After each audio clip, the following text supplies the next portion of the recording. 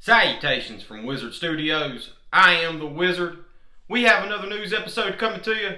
Before I get into it, I want to remind everybody to give this video a thumbs up and subscribe for more MMA content. Let's get right into it.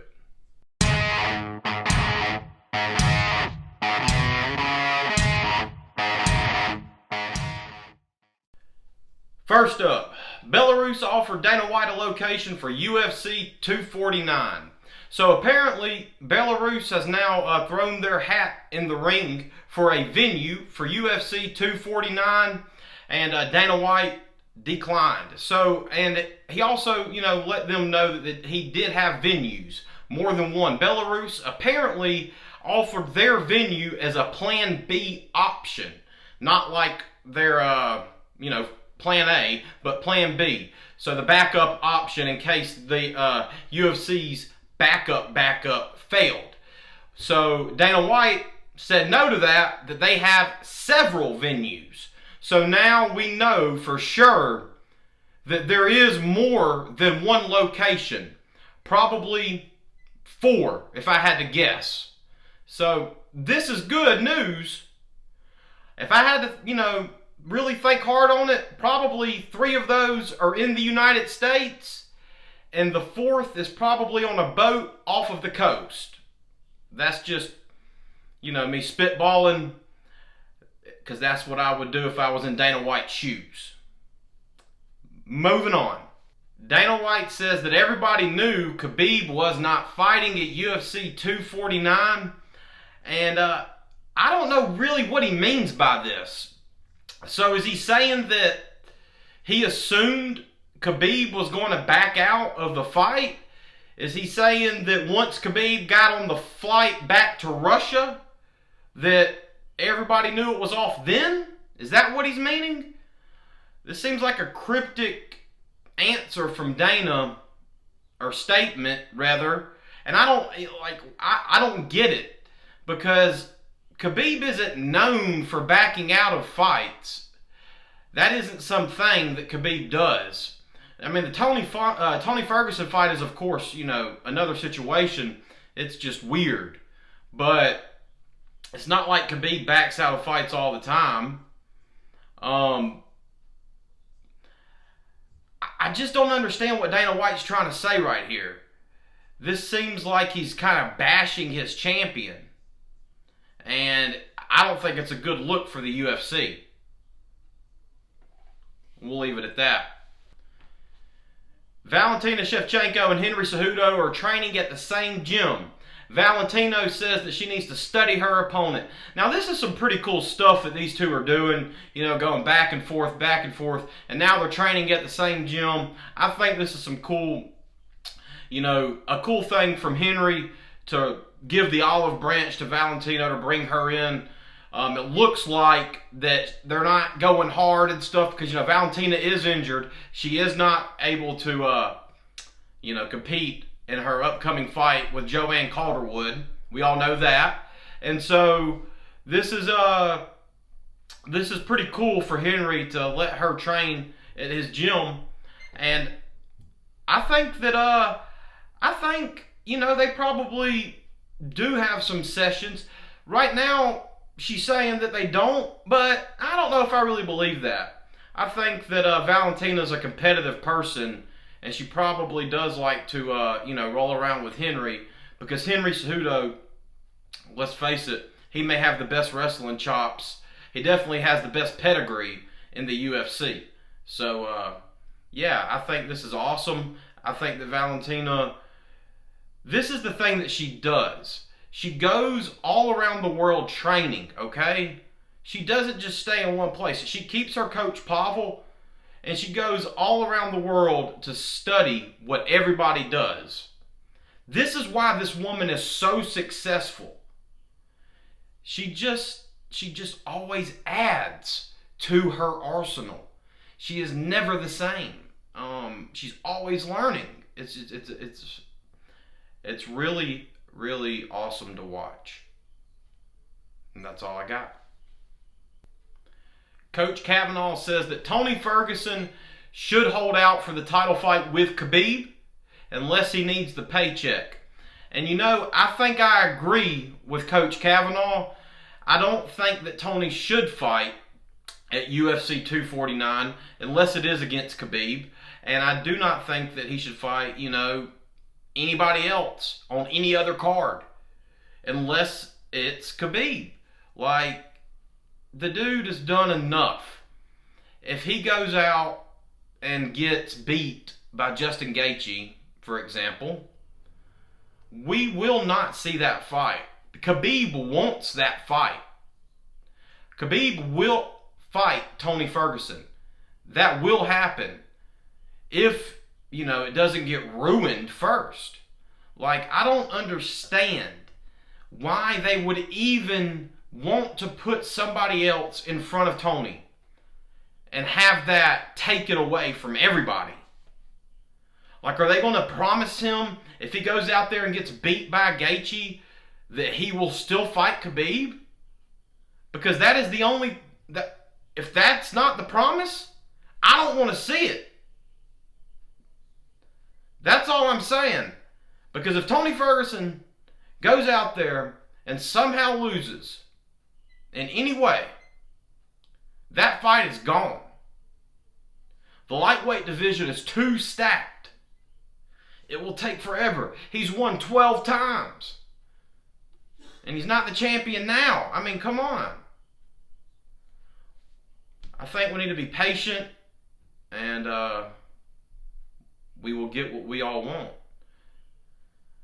I think that there will be another main event that the UFC can put on that'll be, you know, satisfying to us all if they really want to hold an event.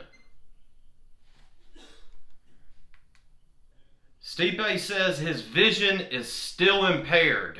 Oh man, I don't know how long, you know, it takes for a torn retina to heal, but it just seems like this is a never-ending issue for Stipe. It's been a long time since the fight with DC, since the eye poke happened, and it's still giving him problems. I mean, it's kind of like, man, you know, what's it going to take? I think that, you know, that is a big deal. That's a huge deal. In my opinion, that can be, you know, fight-altering stuff right there, because if you can't see what's coming, then what are you doing? You know, Michael Bisping is like the greatest fighter in history, in my opinion. The dude fought with one eye. So, it is the biggest disadvantage. You know, if you don't have 100% eyesight in there, dude, you're just, I don't know what's going on, and it's a world title fight. I do not want there to be like anything wrong with Stipe's eye before he gets in that cage with DC. Like, that eye needs to be at 1,000%. Now, this situation right now is going to help Stipe, you know, because I don't think that the fight is going to happen in the summer now, unless that the UFC is going to, you know, put on events with you know, no crowds, those type of events. I think that the only reason the UFC is trying to put on Nurmagomedov and Ferguson still is because Dana just wants to get that over with. Like, if Khabib is able to come, he is going to let that fight happen. But these, you know, mega cards, you know, that was supposed to happen, I think, around International Fight Week is, you know, what they were targeting. That Stipe fight with Kamaru Usman is the co-main event. So, you know, this is weird, man. This is weird, and I think that Stipe, it benefits him. It really does, because he needs that eye. Cody Garbrandt reveals he had a kidney infection brought on by staff, was in and out of the hospital for 2 months. Says the urine was fruit punch red. That is pretty scary. Pretty scary stuff right there. But the main thing that I took out of this was that he claims he is going to save the flyweight division. So we're going to see Cody Garbrandt go down in weight, I think. But he was talking about he wanted to fight one more time at bantamweight first, and I just don't get that really. Also, going down to flyweight kind of scares me a little bit with kidney problems. I know he's, not a big bantamweight at all, and he was the champion. With all this less weight cutting going on right now, and he's wanting to cut more weight with kidney problems, I really hope that kidney, is 100%. And I also hope that Cody Garbrandt, cutting that weight, man, and his chin lately, he has got to bring that fight IQ back to the Dominic Cruz level when he fought Dominic, because his IQ in that fight was absolutely brilliant. Nobody's ever performed like that against Dominic Cruz. TJ Dillashaw was the closest in their fight, and he still, didn't get it done. Cody Garbrandt, the footwork and all that, he has some of the best. I mean, in his timing, it's really good. He needs to stick to that type of game plan, and he can be the best. I mean, he has the potential to beat anyone. He really does. So that is what I want to see from Cody Garbrandt when he goes down to flyweight. Because if he doesn't, cutting more weight, dehydrating yourself, we all know that already takes more off of your chin. And it's not going to end up well if that's the case and he goes down there and gets into the firefights like we've been seeing him do. Dana White is named as a victim in a $200,000 extortion case for a sex tape between him and an exotic dancer in Brazil. So this is kind of weird stuff right here. We all know that Dana White, we see him out. Let's just say that. We see him out. We saw the video of Colby Covington and videotaping him, asking him why isn't he fighting for the title this week. We all saw the girl next to him slowly move out of the way of the video camera. So this type of behavior from Dana White, like, do I believe it? I don't know what's going on here. But it's kind of, funny. It's kind of funny because apparently Dana White paid this dude. Let's go this route. Allegedly, Dana White paid this dude to, plead guilty. That's what the guy's saying. Nobody really knows. So it's really funny because if Dana White, if it comes out that he did say he was going to do that and he didn't, the dude was kind of an idiot for believing him, because we all know what kind of person Dana White is. If he's like, come on, man. Like, the dude doesn't even tell the truth about upcoming fights. You think he's going to pay you to plead guilty? Huh. This is awesome. This is awesome. I like this.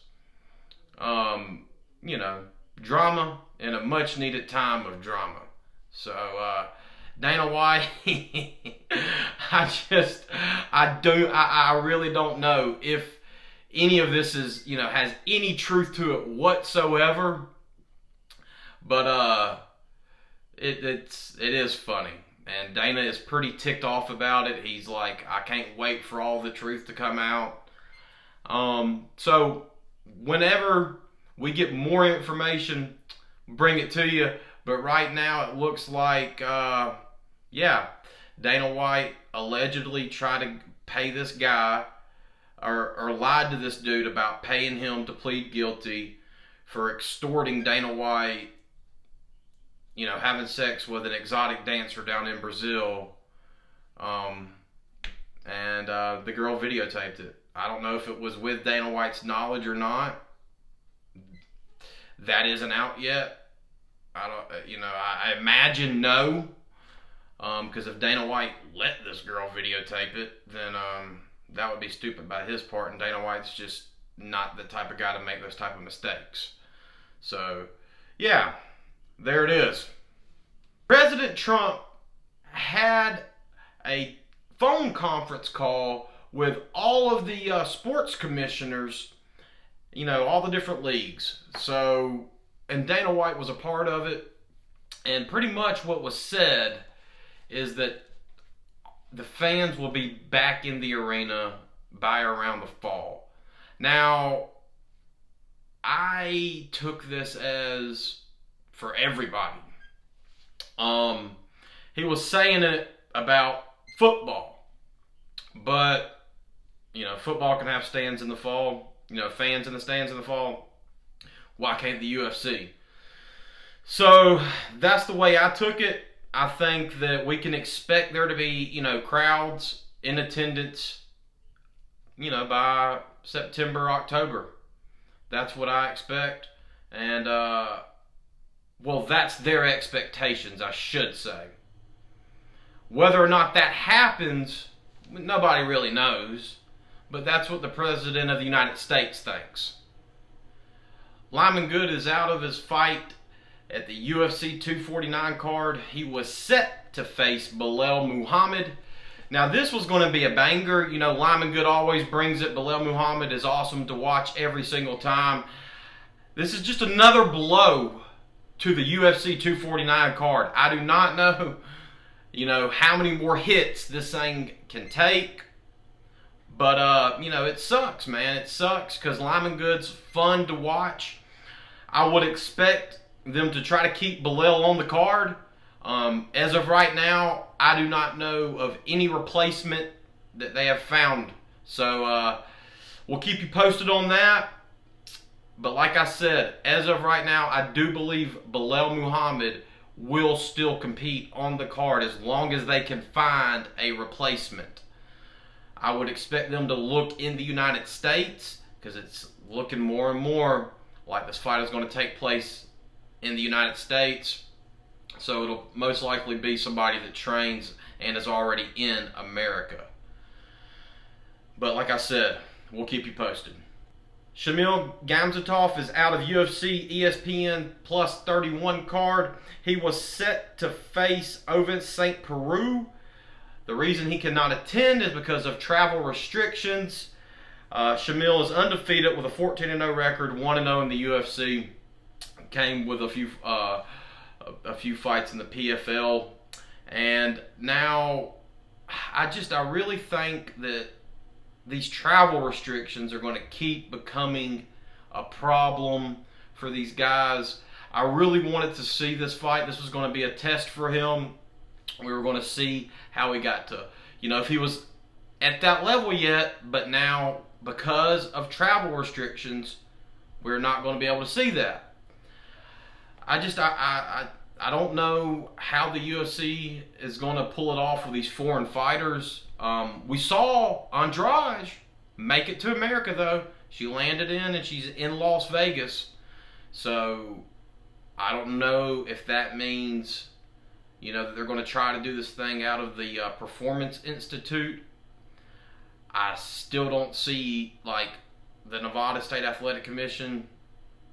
We'll see what they do, but yeah, it's looking like, you know, Dana White is being very secretive, and unless they're going to be over there, unless the fight is going to be over there, these European guys, these Asian people, all these fighters, men and women, are not going to be able to compete unless the fight is where they are. I mean, it's so hard. It's so hard. I don't see how these athletes are going to get over here. I just don't. Matt Mitrione says he feels pity for Jon Jones despite their longtime feud. He says pretty much that look at the wife and kids, or girlfriend, longtime girlfriend and the kids. And you got to think that Matt Mitrione, this is what I have been thinking about with the Jon Jones stuff. The guy, eventually, his daughters are just going to be like, what's going on, Dad? And so that's what I feel sorry for. And I feel sorry for his wife, or his girlfriend, excuse me, sitting at home. So it's one of those things, like you feel bad. You also are like, come on, man. But at the end of the day, the dude's got a problem, man. It's affecting his everyday life. It's just a bad situation, and Jon Jones is going to have to find a way to conquer those demons. So Jairzinho Rozenstruik wants the UFC 249 main event to be between him and Francis Ngannou for an interim title. Now, this right here is what I think the UFC should do. I think that this will be an exciting matchup. They're both strikers. They're both going to go at it. Francis, no matter what, comes forward, throws bombs. Unless it's Derek Lewis, But besides that, he comes forward and throws bombs. Now, I think that Jairzinho is going to have to use every bit of his kickboxing background to defeat Francis if he is going to win. Right now, I'm favoring Francis, but if Jairzinho stands a chance, he's going to have to use all of his kickboxing skills to avoid Francis's power.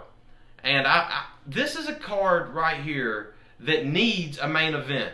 This is a main event for this type of card. Problem solved in my book.